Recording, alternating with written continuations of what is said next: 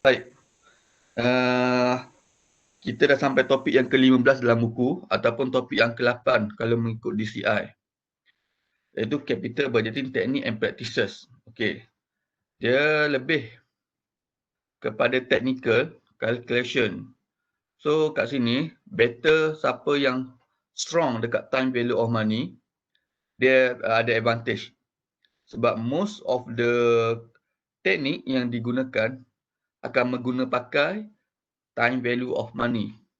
Akan ada present value factor. Okey. Baik.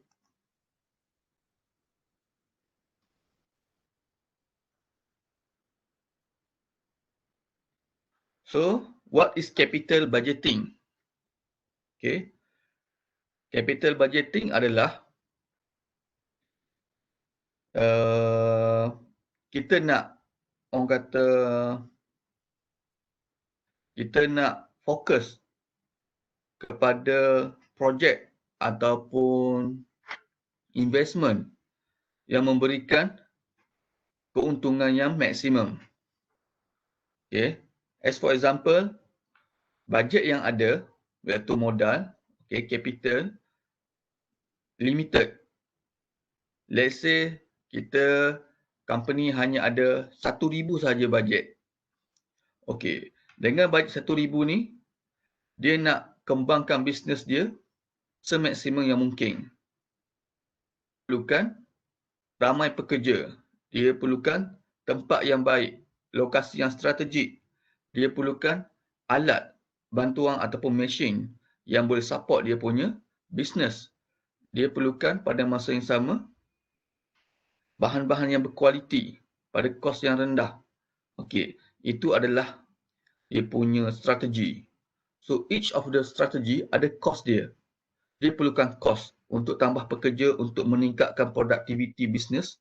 Dia perlukan pekerja yang ramai, yang orang kata efektif. So, untuk menghasilkan, untuk mendapatkan pekerja yang efisien dan efektif, dia perlu hantar latihan, training. So, training adalah kos. Okay, semua melibatkan kos. Jadi, company hanya ada bajet ataupun capital yang limited. Okey, disebabkan limited, dia perlu fikir strategi ataupun buat decision yang optimum. Sebagai contoh, untuk mendapatkan pekerja yang efektif, dia perlu hantar latihan yang menelan kos, sebagai contoh, 2,000 per head. Okey. So, dia hantar 10 orang, dah 20,000 dah. Okey, kos dia 20,000. Sedangkan dengan membeli mesin ataupun kata alat bantuan untuk menghasilkan produk yang orang kata dalam volume yang besar memerlukan 10,000. Okey. Dan untuk orang kata untuk dia punya pasaran ataupun marketing management, dia perlukan lokasi yang strategik yang mana memerlukan kos 20,000. So dengan bajet 30,000, yang mana patut dia pilih? Okey, kat sini dia boleh pilih dua, antara 20,000, 10,000 ataupun antara hantar latihan training dia punya workers, labor plus dia punya mesin 10,000 ataupun dia perlukan lokasi untuk pemasaran yang strategik campur dengan mesin production dah 30,000 bajet dia, tetapi dia dah short. Dia tak boleh buat pelaburan jangka masa pendek, short term investment untuk dapat benefit. So banyak dia punya kekangan sebabkan bajet. Sebab tu dia perlu menilai, meneliti projek. So bagaimana cara-cara nak meneliti tu? So ada cara dia. Dalam capital budgeting ni dia kata, okey, kenapa perlu buat decision yang betul-betul optimum, yang betul? Disebabkan dia kata outlay of large amount of resources, menggunakan bajet, menggunakan capital amount yang besar. Okey, dan dia yang kedua tak boleh patah balik, non-reversible.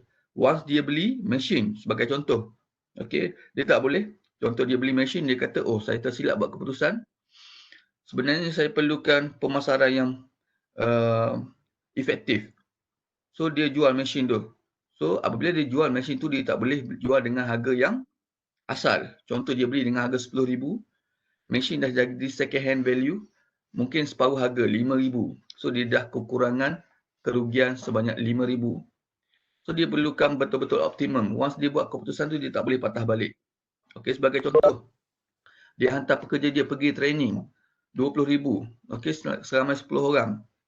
Balik, daripada tu, tak berkualiti. So, dia kata, saya nak balik kos saya nak guna kos yang saya hantar labor training tu kepada orang kata pemasaran yang strategik. So, dia tak boleh patah balik dah. Okay. So, the last one, ia adalah strategi and risky untuk dapatkan return yang tinggi pada masa yang sama, risiko yang tinggi.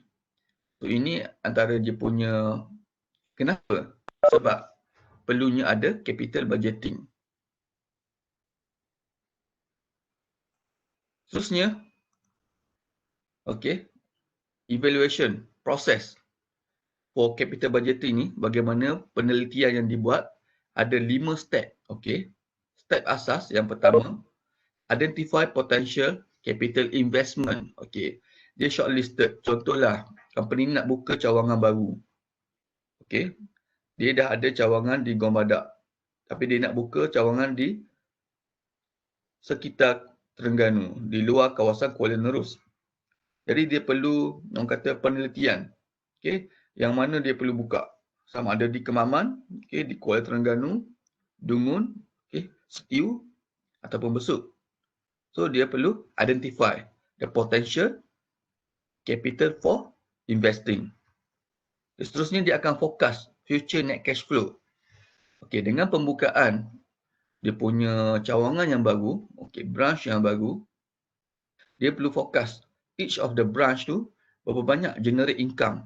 Okay, di Kemaman, berapa banyak generate income untuk bulan hadapan. Terengganu, okay, Dungun dan seterusnya lah. Dia fokus. Net cash flow dia berapa, tolak dengan kos dia. Okay. Contoh pembukaan, kos di Kemaman mengambil kos yang tinggi. Okay. Sebab tanah yang mahal.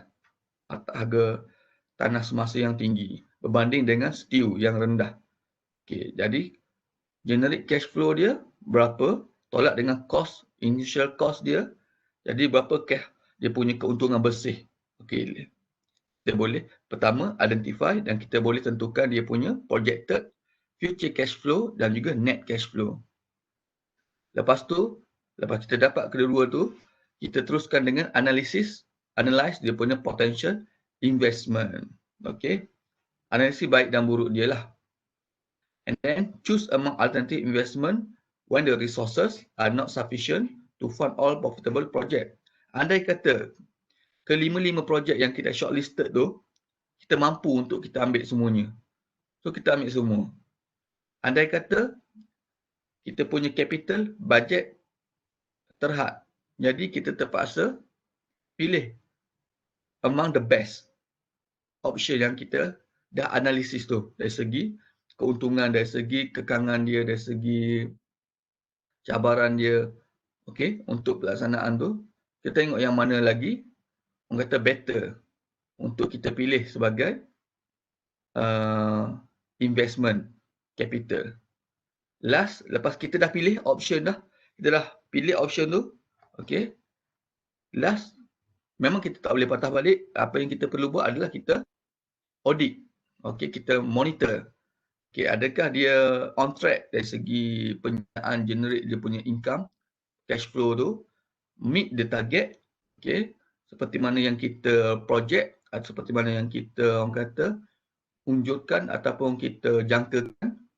Okey, kalau tak capai target, bagaimana kita nak capai target tu? Okey, sekiranya terlebih daripada target tu, berapakah dia punya keuntungan tambahan daripada lebihan target yang kita dapat? Okey, itu antara 5 step dalam capital budgeting evaluation. Baik. Kat sini dia kata, there are two main type of capital budgeting decision. Okay, sebenarnya ada dua jenis. Okey, yang pertama screening. Okey, screening daripada banyak-banyak potential, okey, prospek yang kita ada, kita screen yang mana orang kata sesuai dengan selera company tu, sesuai dengan dia punya capacity, kemampuan company tu. Okey, iaitu secara betul penting whether or not some proposed investment is acceptable. This decision comes first. Okay, kalau kita kata, oh kita mampu.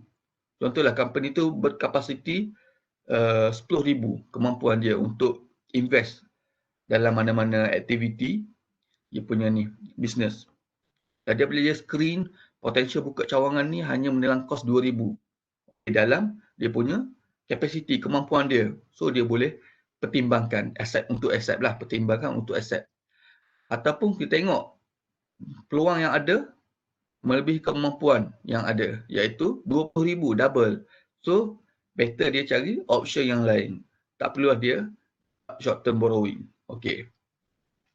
Dan seterusnya secara approach preference decision. Okey, yang ni selepas dia accept ataupun selepas dia pertimbangkan atau kita katakan sebagai shortlisted, okey, beberapa potential project, okey, dia boleh ranking yang mana orang kata lebih orang kata mengujakan ataupun lebih diutamakan, lebih menguntungkan, lebih orang kata profitable kepada company. So kat sini dia boleh ranking dan pilih yang ranking yang teratas. Sebab kemungkinan besar dia punya capital terhad. Okey. Ini adalah beberapa dua approach yang biasa dibuat oleh company untuk budget dia punya decision. Okey. Baik. Kat sini ada 4 teknik. Okey. Ini adalah teknik-teknik yang ada calculation. Yang memerlukan calculation, okey. Dia senang, okey. Dia senang teknik ni. Tak seperti cash budget yang mana senang tetapi leceh. Yang ni senang tapi awak kena ingat formula dia. Once awak ingat formula, awak boleh buat. Okey, jalan kira dia simple saja. Okey. Kat sini sepatutnya ada 5 teknik. Okey, tapi dia letak 4 saja. Lepas ni kita akan bincang lagi satu, saya tak tambah lagi kat sini, iaitu PI. Apa itu PI? Profitability Index. Okey. Indeks keuntungan. Okey. Walaupun indeks keuntungan, profitability index ni nampak hampir mirip dengan net present value nanti, tetapi dia ada kelebihan dia. Kenapa kita perlukan information ataupun kita perlukan dapatan, result of profitability index untuk kita buat capital budgeting decision.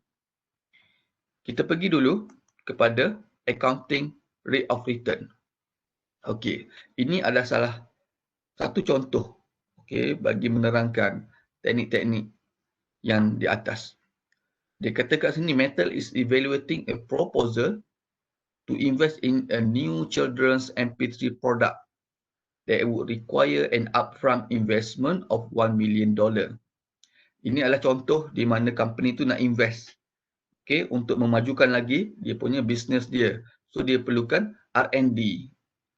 Okay, dia perlukan penambahbaikan kepada produk yang sedia ada.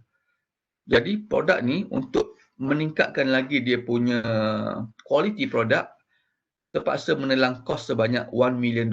Besar. Okay, kos yang besar. Okay, the product estimated life cycle is 5 years. Okay, dengan perbelanjaan 1 million, dia hanya bukan entitled, dia hanya projek tersebut mampu generate income sehingga 5 tahun sahaja. Okay, berbaloi ataupun tak.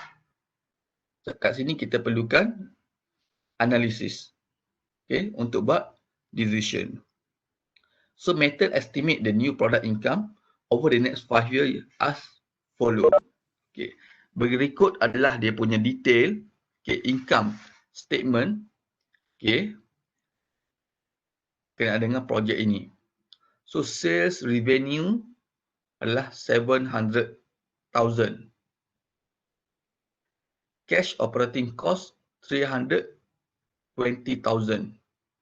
Depreciation dia punya fixed asset tersebut 200,000. Kat sini kenapa 200,000? Okay, 200,000 bersamaan dengan 1 million, okay, depreciated to zero for 5 years. Bermaksud lepas 5 tahun, aset tersebut tidak bernilai. So, kita bahagikan kepada 5. Dia akan depreciate 200,000 setiap tahun. Sehingga tahun ke-5, kosong nilai dia. Sebab tu, cost depreciation kat sini adalah 200,000. Setiap tahun akan berkurangan value dia 200,000. Masuk tahun kedua, jadi up to 400,000. Masuk tahun ketiga, up to 600,000. So, the value pada tahun yang keempat adalah 200,000. Masuk tahun kelima, 0. Okey. Pre-tax income. Okey, ini biasalah ada tax income iaitu sebanyak 180,000. Okey, sorry. Tax dia adalah 30%. 30% daripada dia punya pendapatan gross iaitu 180,000 setelah tolak dia punya cost. Okey. Jadilah net income dia adalah 126,000. So, ni adalah net income dia. Lepas dia tolak semua cost dan juga expenses, tax dan sebagainya daripada revenue dia. Okey. Bagaimanakah cara apply accounting rate of return, iaitu metod yang pertama ni. Okey, teknik yang pertama, accounting rate of return secara formula di atas. Okey, iaitu average annual net income setiap tahun. Okey, iaitu sebanyak 126,000.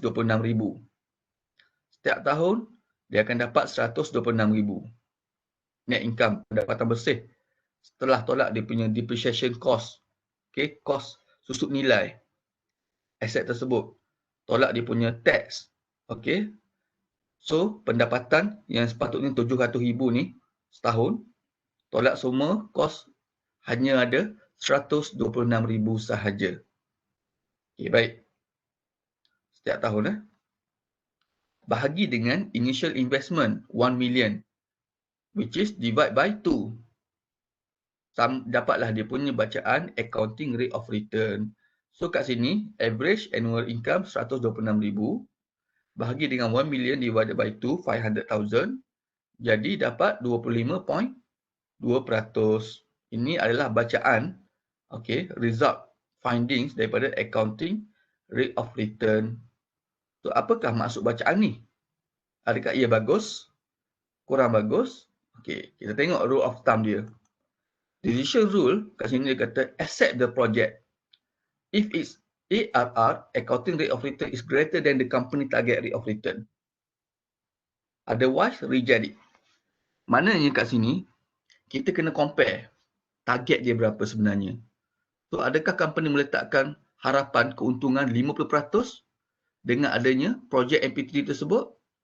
So, sekiranya company meletakkan target 50% keuntungan, ia berdasarkan ARR, so dia terpaksa reject sebab dia hanya mampu menghasilkan keuntungan sehingga 25.2% sahaja. Tak sampai pun 50%. Okey, itu maksudnya.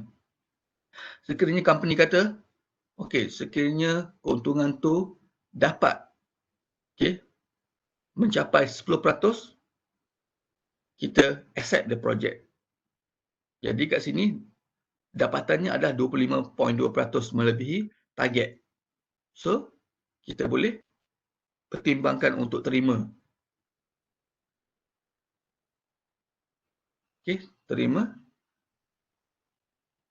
projek tersebut, MP3. Okey, senang saja. Okey, formula dia awak ingat ni je. Kalau sesuatu cari analisis capital budgeting decision secara ARR, sama ada accept ataupun reject, awak guna formula ini saja. Average annual net income bahagi dengan initial investment. Dapatlah jawapan dia. So, compare dengan target tu. So, kat sini dia kata feedback dari segi teknik ni adalah simple, intuitif. Ini adalah dia punya kelebihan teknik ni. Simple, senang. Okay. Formula pun simple, tak susah. Intuitif, senang faham. Kita dapat result, kita compare dengan kita punya benchmark. Itu saja. Lebih daripada benchmark, kita accept. Kurang daripada benchmark, kita reject. Okay. Manakala cons dia, kelemahan dia adalah time value of money is ignored. Okey, faktor time value of money ini penting dalam analisis kewangan. Sebab nilai kewangan, contohlah kita kata 1 million pada masa hadapan adalah kurang nilainya pada masa sekarang. Contoh, 10 tahun akan datang kita ada 1 million. Berapakah nilai sekarang? Kita kena discounted nilai itu berdasarkan risk-free rate. Okay? Ataupun kita katakan rate investment. Kita akan dapat 10% daripada investment. So, kita akan discount dia balik. Daripada 1 million tu berapa nilai dia? Kita dapat 800,000. So, nilainya sebenar adalah 800,000 bukan 1 million. Sebab tu perlunya ada time value of money. Okay? The accounting rate of return is based on the net income instead of cash flow. Okay, apa maksud dia? ARR hanya melihat dari perspektif berapa income masuk. Tak kisahlah income tu dalam bentuk account receivable yang belum kita collect dia punya cash. Ataupun dia punya dalam pengiraan dia tolak value 200,000 sebab mesin tu diandaikan depreciate in value sebanyak 200,000. Padahal mesin tu ada lagi. Okey? Bukannya mesin tu tinggal separuh in physical term. Tapi nilai dia susut. So accounting dia tolak. Sebenarnya duit tak keluar pun daripada mesin tu. Tiba-tiba duit habis 200,000. Unless lah kita kena maintain bayar kepada servis. 200,000 tu duit keluar, outflow tu betul. Tapi masalahnya sekarang depreciate in value. Benda tu tak servis, benda tu tak, orang kata tak ada maintenance, tak ada kena keluar duit. Tapi kita tolak dalam account tu. Dalam keuntungan kita 200,000. Sepatutnya tak perlu tolak. Dalam finance, dia cash kalau ada kat situ, ada lah dia. Kalau tak keluar, dalam in physical term, so tak ada cash outflow yang keluar sebenarnya. Okey. Yang ni satu. So menyebabkan bacaan net income dia tak tepat. Okey. Seterusnya, alternative accounting method may have an impact on reported net income. Okey, banyak lagi aspek yang lain yang kita boleh kira yang mana orang kata boleh berubah net income yang ada dalam accounting rate of return. Yang 126,000 tu mungkin lebih lagi daripada tu. Disebabkan kita plus dia punya depreciation cost yang mana tak ada cash outflow secara real yang keluar. Okey. Ini antara kelemahan-kelemahan dia lah yang menyebabkan bacaan ataupun dia punya result dia tidak menepati. Okey. Ataupun sepatutnya contoh dia punya result dapat 50% tetapi disebabkan pengiraan net income dia tak tepat hanya dapat 25%. So kita punya benchmark let's say 30%, kita dah reject projek yang sepatutnya memberi keuntungan kepada company. Kita dah terlepas peluang. Okey. Ini antara dia punya ni lah. Elemen-elemen yang menyebabkan, yang menyebabkan bacaan net income tu tak tepat. Okay, initial investment, additional amount of working capital, repair and maintenance and additional operating cost. Okay, baik. Ni pun sama juga. Seterusnya kita tengok kepada payback period. Okay. Ni dia cuba kira balik. Okay, sekiranya dalam accounting rate of return yang mana dia dah tolak siap-siap depreciation cost yang sepatutnya tak ada pun yang cash yang keluar, outflow yang keluar. So, nilai sebenar cash flow dia adalah 326,000. Okay. Bukan 126,000 after tax cash flow. So, dah berubah dah. Banyak kat sini. Tak apalah. Itu antara kelebihan dan juga kekurangan yang ada pada ARR. Jadi, kita ada teknik yang lain yang boleh kita combine untuk buat capital budgeting decision. Seterusnya, metod yang kedua adalah payback period. Okey. Payback period, secara ringkasnya adalah titik pulang modal.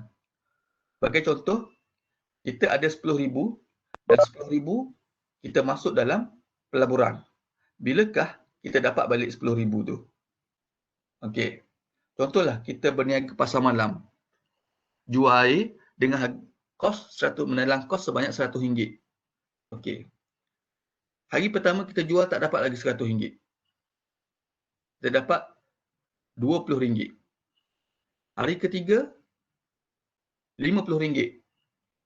So total keuntungan pendapatan baru RM70. Tak sampai RM100. Belum balik modal lagi. Hari ketiga dapat RM30. So cukuplah RM100. So bilakah pulang modal? Pada hari yang ketiga. Itulah payback period. Kita nak tentukan bila tarikh ataupun masa yang balik modal. The payback period is the length of time it takes for an investment project to recoup its own initial cost out of the cash receipt that it generates. Okay, boleh faham The basic premise of the method is that the more quickly the cost of investment can be recovered, the more desirable is the investment. Makin cepat, makin bagus. So, makin singkat waktu recover ataupun waktu payback period tersebut, makin bagus, makin better projek tu. Okay. Contoh, dia dapat pulang modal masa sehari berbanding 7 hari. Yang mana lagi bagus? Yang seharilah. Sebab apabila pulang modal, cash dah ada, kita boleh rolling the same capital into other project. Okay, kita dapat dua-dua benefit. Unless kita kena tunggu masa seminggu, baru kita boleh involve in another project. Okay. Decision rule here, accept the project, okay, if its payback period is shorter than the company target payback period. Masih orang kata rule yang sama dengan ARR. Okay. Sebagai contoh, kita check dia punya payback period sebanyak 3 hari. Okay. Ataupun let's say 3 tahun lah, biasa annual base. 3 tahun. Adakah 3 tahun tu bagus?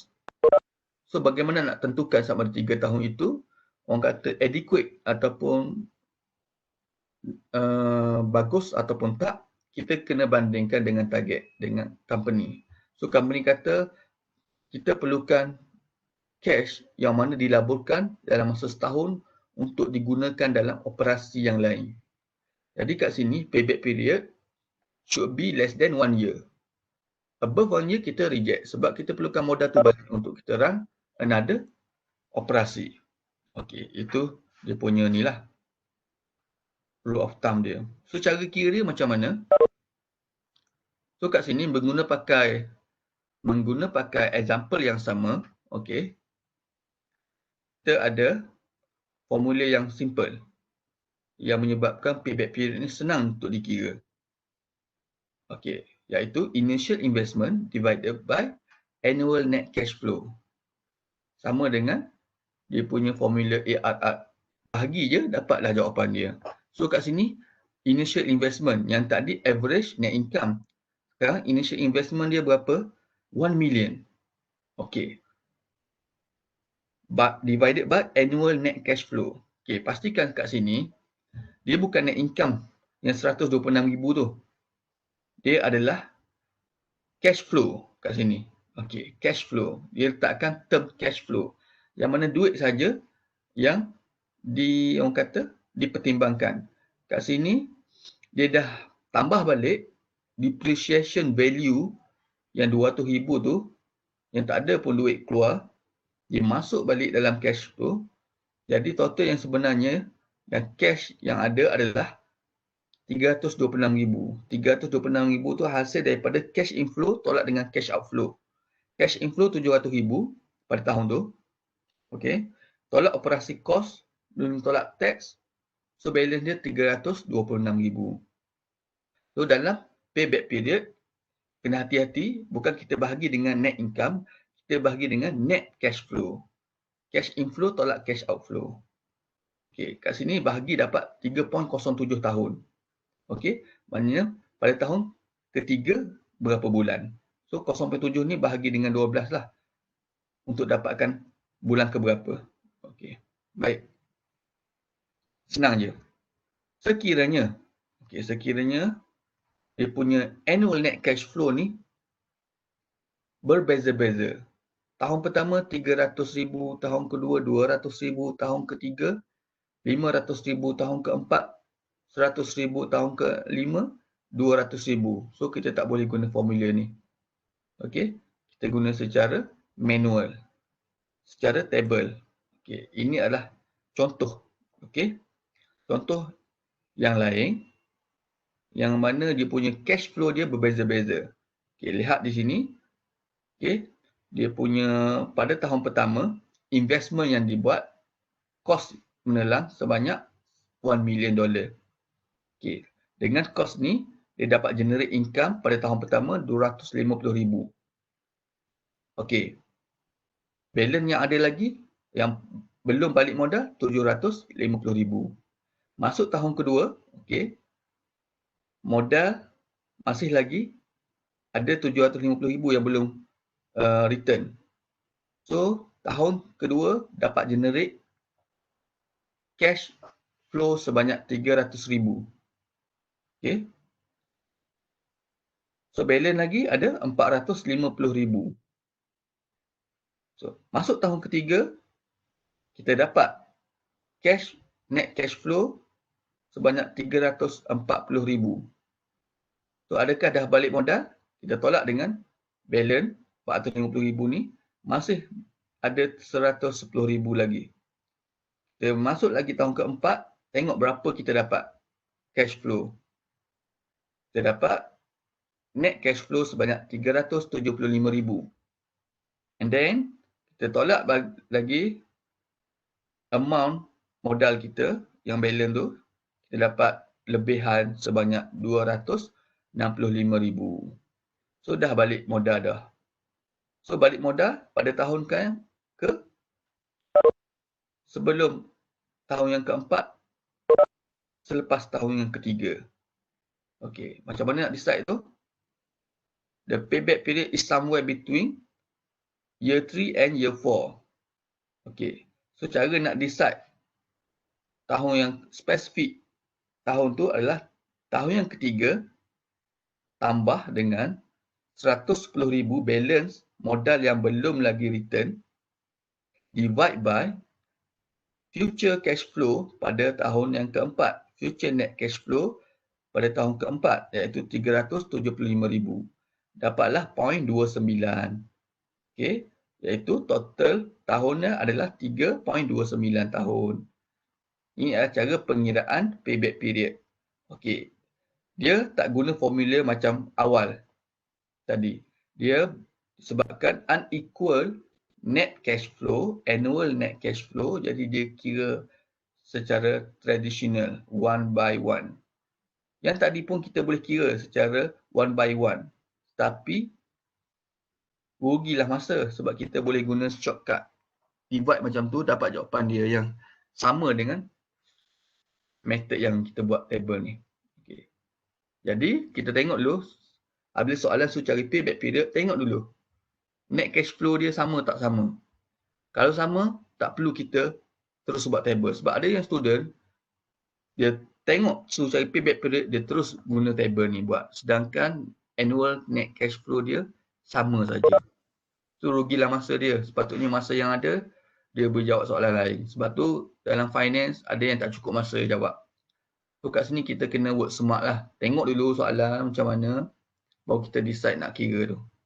Okay. So, dalam payback period ni masih ada pro and cons dia lah. Okay.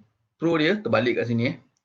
So, kat sini pro dia, provide a simple and intuitive tool for roughly screening investment. Sama seperti ARR. Dia senang untuk dapatkan result dia dan dia juga senang untuk difahami. For some firm, it may be essential that an investment recoup its initial cash outflow as quickly as possible. Okay, setengah company tu, dia menitik beratkan payback period ni sebab dia perlukan modal balik untuk operasi bisnes dia. Okay, so yang ni penting. Kebaikan dia, payback period. Manakala ada keburukan dia, kelemahan dia, dalam teknik ni, fail to consider the time value of money. Still, dia tak mengambil kira time value of money. Okey, sebagai contoh, annual net cash flow yang dia generate ni adalah dia punya bukan real value. dia punya nominal value. Okay, value pada tahun tersebut, bukan tahun semasa. Okay, dia perlu discounted untuk tahu nilai yang sebenar. Okay, baru dia boleh tahu berapakah dia punya modal yang diperlukan untuk dia dapat balik jumlah tu. Does not consider a project cash flow beyond the payback period. Okay, malangnya teknik ni, once dia pulang modal, sebagai contoh yang tahun yang kita buat tahun keempat ni, dah dapat profit lebih dah. So tahun kelima dia tak tengok dah berapa banyak cash flow yang sepatutnya dia dapat mampu perolehi selama berapa tahun. Dia tak tengok dah. Tengok bila pulang modal, terus dia cut dia punya calculation, analysis. Okey, sepatutnya dia perlu tahu cash flow seterusnya untuk dia dapat bandingkan antara projek-projek yang lain. Contohlah yang ni pulang modal pada tahun yang keempat. Projek B pulang modal tahun yang kedua. Tetapi tahun yang kedua walaupun singkat dia punya payback period dapat menghasilkan cash flow sehingga tahun yang ketiga saja. Manakala projek yang payback period tahun keempat dapat generate cash flow hingga tahun yang ke-10. So dia tengok kat sini yang mana lagi shorter lagi, orang kata lagi preferable. So dia pilih tahun yang kedua, sedangkan cash flow yang generate sehingga tahun yang ketiga sahaja. So dia tak dapat optimize dia punya profit walaupun dia gain cepat. Okay. Itu antara dia punya ni lah. Manakala teknik yang seterusnya, net present value, profitability index and internal rate of return, 3 lagi teknik, akan menggunakan pakai time value of money. So time value of money adalah RM1 received today is worth more than RM1 received in year from now because the dollar can be invested to earn interest. Maksudnya, okay, nilai sekarang lagi besar dibandingkan nilai yang akan datang. Sebab apa nilai sekarang lagi besar? Sebagai contohlah, kita ada kuantiti ringgit Malaysia 100. Ada RM100 lah. So, amount yang sama, okay, RM100 yang sama, kita bawa tahun hadapan, masih lagi RM100. Betul? Bawa 10 tahun akan datang, kita simpan, let's say kita letak dalam dompet kita RM100. Okay, RM100 yang kita ada sekarang, kita simpan tak guna. Okay, sehingga 10 tahun akan datang, kita buka dompet kita balik, ada RM100 lagi. Maknanya dia tak beranak. Tak jadi tiba-tiba ada ada RM700 dah. Tak jadi macam tu. So, amount yang sama. Amount yang sama. Tetapi adakah value yang sama? So, value dia berbeza. Sebab apa dia kata kat sini, RM100 yang kita ada tu sebenarnya boleh dapat lagi banyak sekiranya kita letak dalam pelaburan. Bagi contoh, kita dapat 10%. Okay, kita ada RM100, dapat 10%, kita dapat setahun kemudian kita dapat ada RM110. Tahun berikutnya kita dapat RM121. Tahun berikutnya kita dapat sehingga 10 tahun, maybe kita ada double, RM200. Itu dia punya ni lah, analogi dia. Analogi yang kedua, okay, RM100 sekarang, value dia, amount RM1 sekarang, value dia besar, mungkin kita boleh beli dengan RM1 itu boleh beli apa? Allahu Akbar, saya tak ingat. Kita boleh beli buku. Okey, buku teks dengan harga RM100. 10 tahun akan datang dengan amount yang sama, buku yang sama, kita tak mampu beli. Sebab buku tu naik harga RM700 pada tahun berikutnya, pada 10 tahun berikutnya. Jadi kat sini value dia makin berkurangan disebabkan purchasing power dia kurang. Sebab apa purchasing power kurang? Sebab harga barang naik ataupun inflation rate naik. Okey, itu dia punya ni. Sebab kenapa kita perlu pertimbangkan time value of money dalam analisis bajet kita. Sebab nilai dia, kita tahu nilai yang sebenar.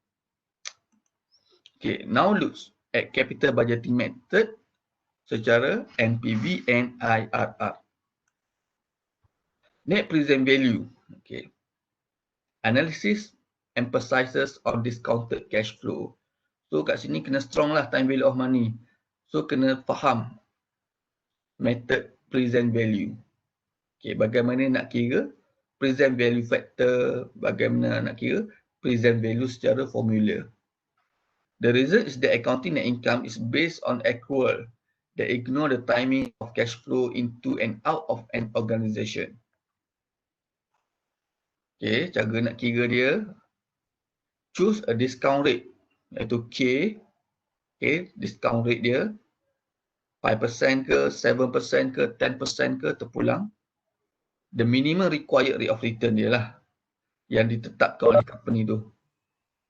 Yang kedua, kita kira dia punya present value of each cash flow.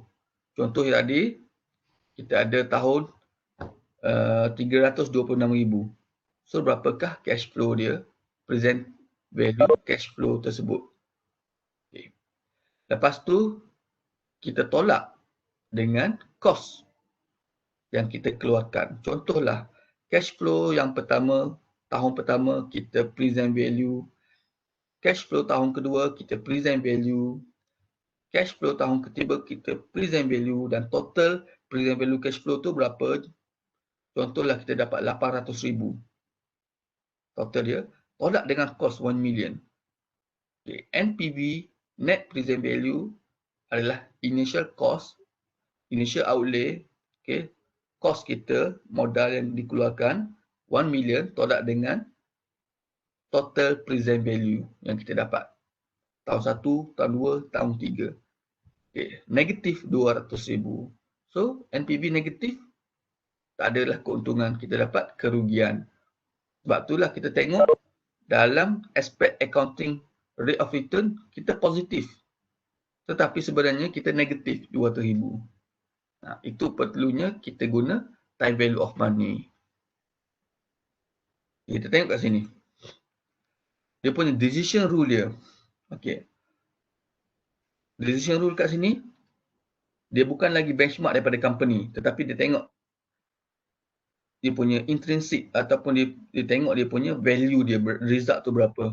Sekiranya result NPV adalah positif, maknanya dia generate profit.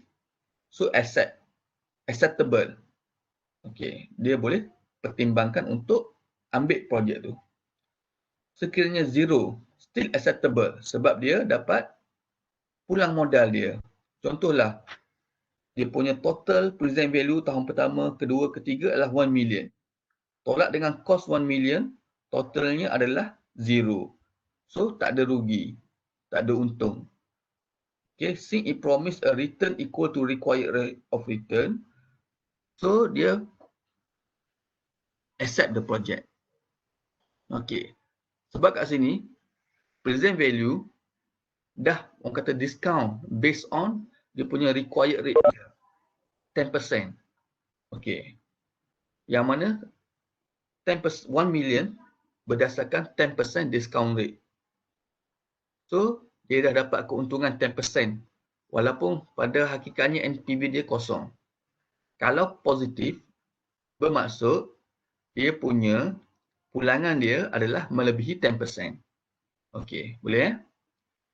So, negatif. Apabila negatif, rugilah. So, net acceptable. Okay, net acceptable disebabkan dia punya pulangan total present value adalah kurang daripada modal yang dikeluarkan. Okey, kat sini ada dua aspek negatif. Negatif di mana present value yang ada kurang daripada modal yang dikeluarkan. Yang kedua, negatif disebabkan negatif disebabkan keuntungan yang dapat kurang daripada required rate yang diperlukan. Contohlah, dia punya income yang sebenarnya melebihi 1 million. So, 1 million dengan plus dia punya 10% required rate, jadi 1.1 million. Dan dia dapat 1.01 million. Okey, dia hanya untung 10,000 saja. Sepatutnya dia target dapat untung 100,000. So, kat sini bacaan net present value dia negatif. Jadi dia reject projek tersebut. Boleh Okey. Let's return to Metal MP3 proposal. Recall that the upfront investment is 1 million and the product estimated life is 5 years. Okey, example yang sama. Metal required rate of return or hurdle rate dia is 12%. Maknanya dia tetapkan keuntungan sebanyak 12%. Disebabkan kalau contohlah 1 million tu tak diinvest dalam projek tersebut, dia boleh gunakan 1 million tu untuk masukkan ataupun untuk beli fixed deposit investment. Okey, apabila dia beli, dia dapat 12% keuntungan. Jadi dia perlukan keuntungan yang lebih daripada fixed deposit tu. Sekiranya dia nak invest duit 1 million tu ke tempat yang lain, ke projek yang lain. Dia boleh faham Metal estimate the new product income over the next 5 years as follow. Okey. Sama je information given ni. 126,000. Okey. Net income Yang tadi net cash flow 326,000. Sekarang net income dia adalah 126,000. Kena faham dua tu term net income dengan net cash flow. Takut tertukar. Baik, cara kira dia macam table payback period. Tapi kat sini kena hati-hati. Dia ada present value factor. Kat mana nak dapatkan present value factor? So present value factor ni boleh dapatkan dalam table present value. Dalam time value of money ada table dia kan. So dapatkan kat situ. So cara nak kira dia. Okey, saya buka dulu Cara kira dia present value factor. Present value table.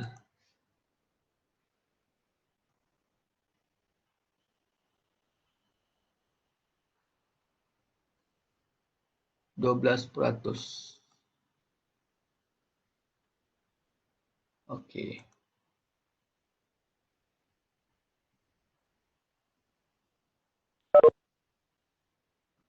Baik, saya share dulu.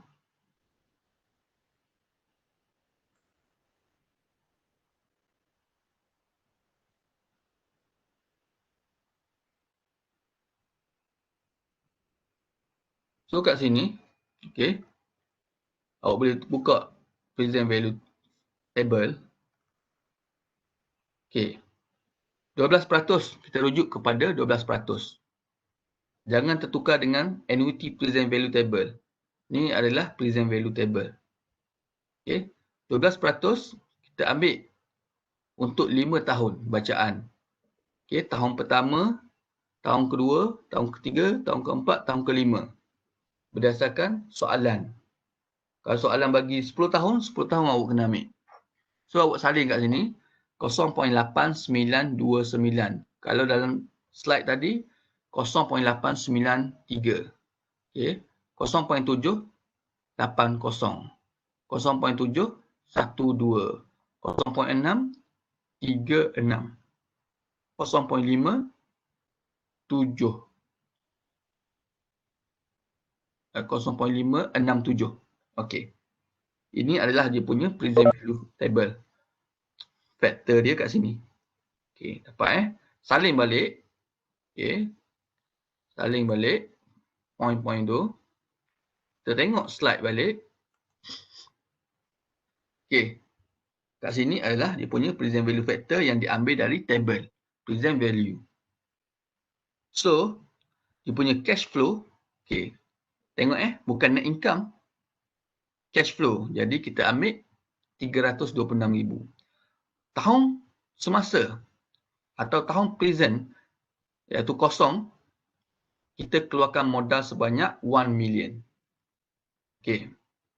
So balance dia negatif 1 million lah sebab duit kita keluar, outflow, cash outflow 1 million. So next year, tahun pertama, cash inflow sebanyak 326,000. Okay, 700,000, tolak dia punya operating cost, tolak dia punya tax, balance 326,000. Okay, net cash flow, net annual cash flow. So, tahun pertama kita nak tahu nilai yang sebenarnya berapa, kita kali dengan faktor present value tahun pertama, 0.893. So, nilai dia yang sebenar kita dapat adalah 291,085. Ini nilai sebenar present value tahun pertama. Nilai sebenar net cash flow pada tahun pertama. Okey, kita dapat. Kita kira tahun yang berikutnya, tahun kedua. Okey. Still sama, 326,000 kali dengan present value factor pada tahun kedua, 0.797. So, kita dapat the real value of net cash flow in second year is 259,887. Okay, boleh? Dan kita kira berikutnya pada tahun ketiga, keempat dan kelima sehingga habis dia punya generated annual net cash flow. Kalau dia bagi 10 tahun, 10 tahun dah awak kena kira. Lepas awak kira ni, dapat dia real value, present value of each dia punya particular year, awak tambah present value ni. 1, 2, 3, 4, 5. Tambah 5 ni. Tolak dengan initial cost dia. Yang negatif ni. So kat sini positif. Okay. Positif. Bermaksud projek tersebut okay, dapat menghasilkan keuntungan melebihi 12%. Okay. Bukan sahaja keuntungan yang orang kata 1 million tetapi plus 12% profit. Okay.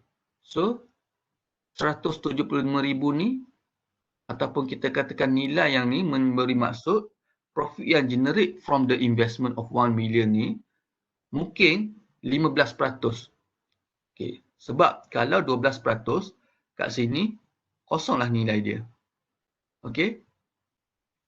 Since the NPV is positive, we know that the rate of return is greater than 12% discount rate. Okay, boleh faham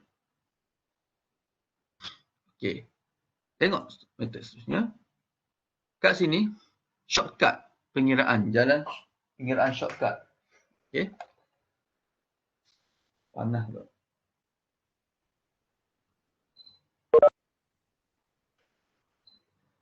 Okay, shortcut dia.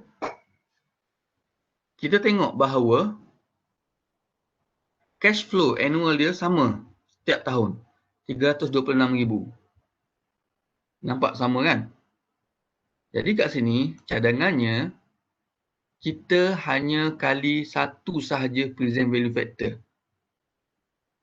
Okey, macam mana kita nak dapat 3.6048? Kalau kat sini kita tengok dalam table, 1 hingga 5, nilai dia 0893, 0797 kan? So, kita tambah ke 5 tahun ni, dapatlah total 3.605. So, 3.605, kita kali dengan average net cash flow tahun 1 hingga 5, iaitu 326,000, kita dapat nilai yang sama dengan total present value yang kat sini.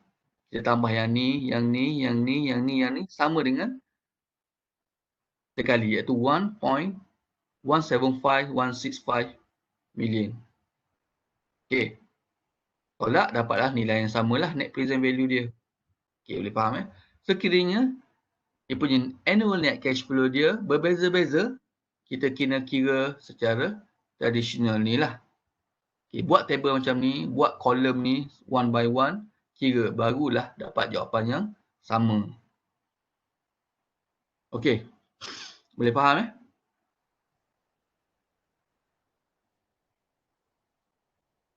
Okay, the internal rate of return. Sebelum masuk internal rate of return, suka saya bagi tahu penerangan untuk metod yang kedua, iaitu profitability index. Okay, macam mana nak dapat profitability index? So, untuk profitability index, indeks keuntungan, sama metod dengan net present value. Bezanya satu saja, okay. The rest sama, cuma beza satu saja. Dalam profitability index, okay, jumlah total amount present value satu, tahun pertama, tahun kedua, ketiga, keempat dan kelima dibahagi dengan cost 1 million ni. Okay, untuk NPV kita tolak dengan cost, tetapi PI, profitability index, kita bahagi dengan cost. Dapatlah indeks keuntungan tu. Itu je beza dia. Okay. Boleh faham Okay. Seterusnya kita masuk kepada last teknik. Nak habis dah. Teknik yang terakhir adalah internal rate of return. Ataupun kita panggil berapakah return yang sebenarnya dihasilkan oleh projek tersebut.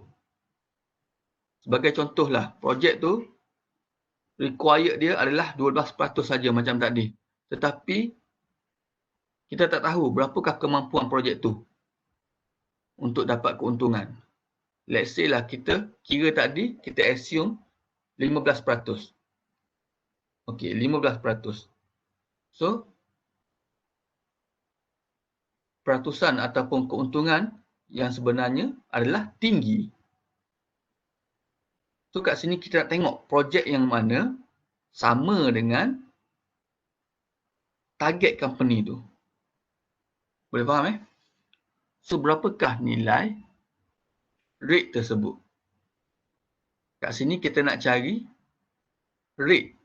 Okey, kita bukan nak kira keuntungan, kita nak cari rate dia. Yang mana rate tu akan menyebabkan net present value equal to 0.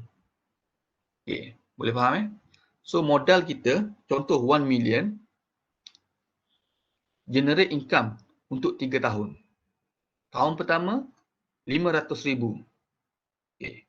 Tahun ketiga, tahun kedua, 200,000. Tahun ketiga, 400,000. So, total cash flow kita 1.1 million. Jadi, cost kita 1 million. Okey. Tolak dengan dia punya cash flow tu dapat 100,000. Keuntungan 100,000. So 100,000 keuntungan tu bersamaan dengan 10% keuntungan rate dia.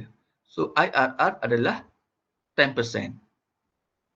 Boleh Which is apabila kita discounted each of the cash flow tu, so total NPV dia, total present value dia adalah sama dengan kos yang dikeluarkan kali dengan rate jangkaan company yang nak tu.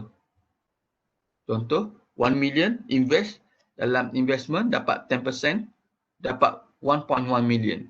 So, punya net total present value, kita total semua dapat 1.1 million. So, nilai IRR adalah 10%. So, internal rate of return is the true economic return earned by the asset over its life. It is computed by finding the discount rate that makes NPV equal to 0. Macam inilah cara kira dia. Kat sini, decision rule. Okay. Decision rule based on IRR approach technique. Okay. Sekiranya IRR greater than required rate of return, then akan menghasilkan positif NPV. Yalah, macam tadi lah. Okay. Macam example ni lah.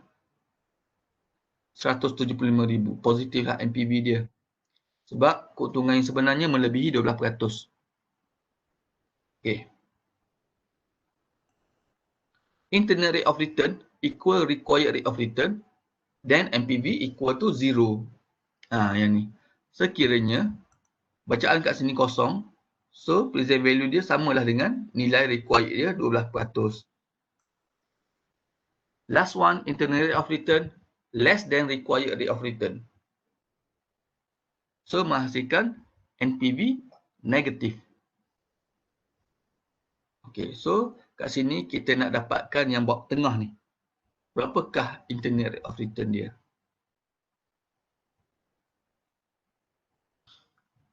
Cara kira dia, okay, equal annual cash flow. Sekiranya annual cash flow yang sama. So, to find the discount factor, investment required divide by net annual cash flow. Dapatlah dia punya present value factor. So, present value factor 3.067 ataupun kita tengok dalam table lah. Kita tambah. Dapatlah 3.067. Okey. Betul 3.067 ni kita tengok pada table. Sekali lagi, saya share table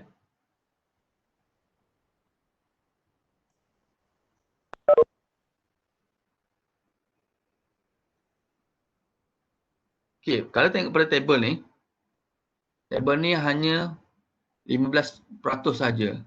Yang mana tahun kelima, okey, tak ada dapat 3.0. So, kita tengok table yang kata lagi besar dia punya profit. Yang ni ke? Yang 12%.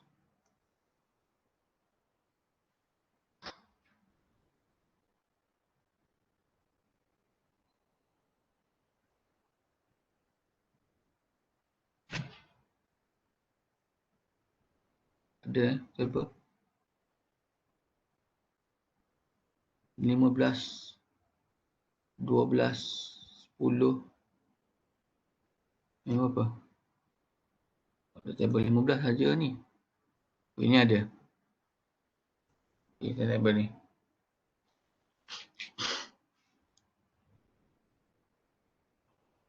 Okey, baik. Dalam table ni, kita tengok pada tahun yang kelima. Okey, tahun kelima ni, bilakah nombor 3.06? Okey, 3.067 tu ada. Iaitu pada 3.056. Okey, 3.058. So, kat sini. Pada 19%. Okey. So, internal rate of return dia adalah 19%. Okey. Senang Kita tengok. Itu sekiranya dia punya annual net cash flow dia sama. Kalau beza, kita kena try and error. One by one. Okey, kat sini.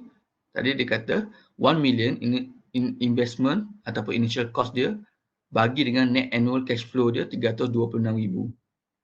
Okey. Dapat 3.067. So 3.067 ni kita tengok dalam table yang mana menghampiri nilai ni. So kita tengok percentage dia berapa. So internal rate of return dia adalah 19%. Between 18 ke 20. Okey, dapat 19%. Itu jawapan dia lah kalau kita tengok table. So kat sini, comparing the NPV and IRR method, net present value, the required rate of return is used as the actual discount rate. Senang je lah. Manakala the required rate of return is compared to the internal rate of return on a project. Dibandingkan lah. So net present value simple saja. Rely on required rate of return as a discount rate. Any project with a negative net present value is rejected. Okay, manakala to be acceptable in IRR approach, a project rate of return must be greater than cost of capital. Okay. Yang ketiga, easier to adjust for risk. Assume that cash flow are reinvested at the IRR. Okay. Itu antara dia punya features ataupun karakter net present value dibandingkan dengan IRR. Okay, ada masa lagi setengah jam. So, kat sini kita tengok ada 3 projek A, B and C. Okay. Projek A, B and C. Okay. Projek yang pertama A, future cash flow dia 600,000. Tetapi memerlukan investment sebanyak 300,000. Modal yang 300,000. Yang paling sedikit berbanding dengan projek-projek yang lain. Projek B, modal 450 tetapi memberi pulangan 810,000. Projek C, modal 800,000 tetapi memberi pulangan double daripada projek A iaitu 1.2 million. Yang mana paling untung? So, kena decide. Macam mana nak decide ni? So, yang inilah kita kena cari dia punya indeks keuntungan. So, kalau tengok net present value, berdasarkan net present value, kira dia semua positif, semua bagus. So, kita ada modal yang limited, capital yang limited. Yang mana kita nak pilih antara 3 ni. Yang ni kita kena decide secara profitability index. Okay. Tengok ni cara dia lah, formula dia. Okay, present value bahagi dengan initial investment. Kalau NPV, kita tolak. Okay. Kat sini, the higher the PI, the more desirable the project. Okay. So, kita nak dapatkan indeks keuntungan yang paling tinggi. Baru kita accept. Barulah projek tu, orang kata, paling menguntungkan. Baik. Kat sini, apabila kita kira, okay, net present value, okay, sorry. Kita kira dia punya profitability index. Macam mana kira? Future cash flow divide by initial investment. Yang ini dapat 2. Yang ini dapat 1.8. Yang ini dapat 1.5. Kita dapati bahawa projek A walaupun memberi net present value yang paling rendah tetapi dia paling menguntungkan. Sebab dia kos yang rendah. Dengan kos yang 300,000 ni, dia mampu generate income 600,000. Double dia punya modal dia. Okay, kalau kat sini, belum lagi double. Okay, less than 450,000. Kat sini kalau nak double C ni, kalau nak double dia punya modal, kena 1.6 million. Okay. Walaupun dia punya net present value ataupun future cash flow paling besar, tetapi keuntungan yang sebenarnya, indeks keuntungan yang dapat daripada hasil dia punya pelaburan tu paling rendah. So, based on profitability index, project A should be first rank, followed by project B and C. Okey, boleh So, ini adalah dia punya additional consideration lah. Okey. Ini post audit. Itu saja. Okey.